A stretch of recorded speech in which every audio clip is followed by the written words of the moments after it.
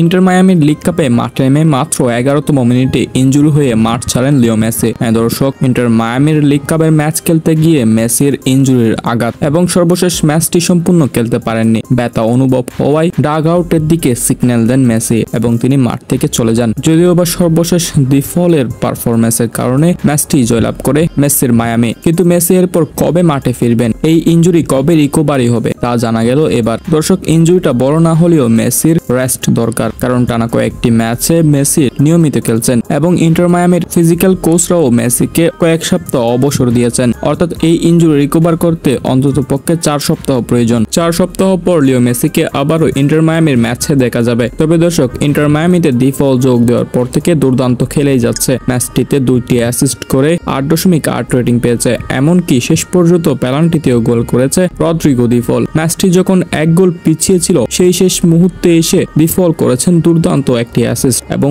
ওই অ্যাসিস্ট থেকে গোলটি দিয়েছিল আলবা। ফলে ম্যাচটি সমতায় যায় এবং পেনাল্টি অবধি যেতে পারে। ওইখানে 4-5 গোলের ব্যবধান সৃষ্টি হয় পেনাল্টিতে। মায়ামির গোলরক্ষকের দুর্দান্ত সেপে ম্যাচটি জয়লাভ করে। যাই হোক, আমরা চাই সবসময় মেসি সুস্থ হয়ে মাঠে ফিরে আসুক, কারণ মেসির ফ্যানরা সবসময় মেসিকে মাঠে দেখতে চায়। তাতেই হয়তো সবচেয়ে বড় শান্তিটি অনুভব করে।